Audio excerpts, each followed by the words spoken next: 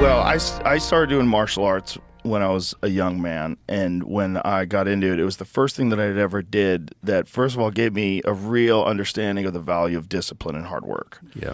Anyone who clicked on this video already knows who Joe Rogan is, so I don't need to do a whole background on him or what his show's about, so I'll just jump straight into what I'm talking about today. I found a clip from his recent interview with Tucker Carlson. I believe he identifies his entire life philosophy in just a few minutes. So what we're going to do today is play that clip in 3 different sections. I'm going to analyze it, try to extract the most important lessons, and show you how you can apply it to your own life. Number 1, find a struggle. Well, I started doing martial arts when I was a young man, and when I got into it, it was the first thing that I ever did that, first of all, gave me a real understanding of the value of discipline and hard work. Yeah. Because you can get as good as the amount of effort that you put forth, and if you put more effort and you're more intense and you're more driven than other people, you beat them.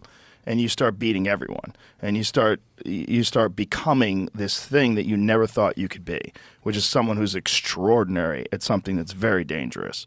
And so that was my formulation as a man, like that helped me go from being this like confused kid to being someone who understands like, oh, there's a path. Discipline, which I understand as applied, consistent effort, is the only path to get what you want. Whether you want money, meaning, or a perfect body, it's only going to come through consistent, focused effort. I recently heard that the Joe Rogan Experience didn't make any money for the first 5 years. And we've all heard about Joe Rogan's, $200 million Spotify deal, but that's after 15 years of work. When you're starting that company, getting in shape, or trying to find meaning, there are gonna be times where it feels like it's just a completely meaningless pursuit. Every so often, you'll get a hint of what that success or what achieving that goal could feel like. You start becoming what you never thought you could be. This is the spirit that keeps me motivated, and it's helping me have the grit to continue through this process when sometimes it feels super unrewarding. Number 2, become obsessed. And most people don't want to do it, but if you could do it, if you can do this dangerous thing that people are terrified of and just do it ruthlessly all day long, like live it. I lived at the gym. I mean, I taught all day long. I trained all day long. My whole life was dedicated to martial arts. So I got really good really quick. And it changed the whole trajectory of my life. And it instilled in me this understanding of the value of dedication and of a singular commitment to something. To really being, while you're doing it, you're not distracted, you're fully focused on improving. In this world where there's a new class of generalists, which I think is a legitimate career option, the biggest impediment to success will be spreading yourself too thin. You need to have applied, concentrated focus. Choose just one thing and go all in on that. Don't change, just do that. And obviously picking the thing is super important, but I think it's better to just start, pick one, and then you can change it little by little over time rather than trying these 10 discrete, completely disconnected things. Difficult shit puts life in perspective. You could apply that to all aspects of your life. But we all encounter difficult things in life. And there's this saying that I love. It's a really great saying that the hardest thing that's ever happened to you is the hardest thing that's ever happened to you. If it's a parking ticket or if it's your parents being blown up by a drone, it's still the hardest thing that's ever happened to you. If you've had an incredibly easy life, like most people today, they complain about the dumbest fucking shit because to them, that is their primary focus. They don't have a real existential threat. You remember how nice everybody was after 9/11? Very. It was crazy.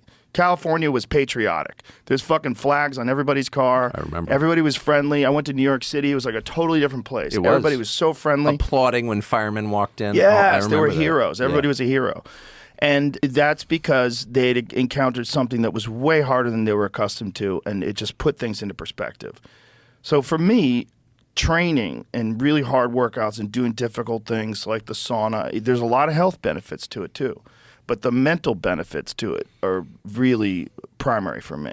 I so often talk about the importance of perspective. Yes, thinking about the scale of the universe helps me. Yes, thinking about the fact that there are 23 trillion cells Just helping me say these words into this camera and set this all up, that's mind-boggling. But another form of perspective that I haven't often considered is exactly what Joe's just described. We all have a baseline on what a negative experience feels like to us. If something negative happens, I often find myself thinking, okay, well, at least it's not that other thing. What Joe's saying here is to push yourself so hard that what you're doing actually becomes that new baseline of suffering. This is also what David Goggins says when he talks about callousing the mind. Through this process, you continue to break through your baseline. Cameron is in deep trouble, and it's in this moment, when Cameron is so utterly screwed, that he is freed. The worst thing that could have possibly happened has finally happened. I realized it was ridiculous. Being afraid.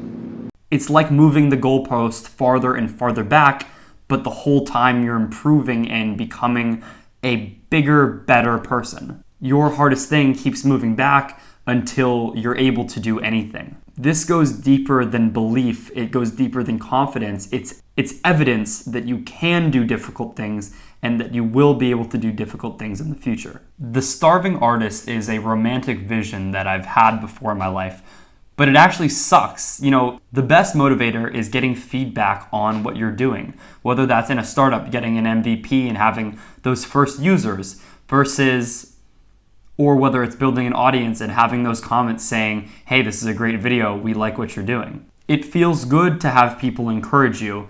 That's what you should be finding. Try to find something that works for you and just go all in on that. Use concentrated effort like we talked about it at the beginning. Use obsession to continue on during difficult times.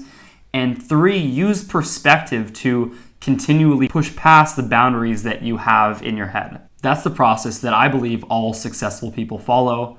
Try it for yourself and let me know if you get rich in the meantime. Hopefully you guys enjoyed the video. I'll see you on the next one. Thanks for watching.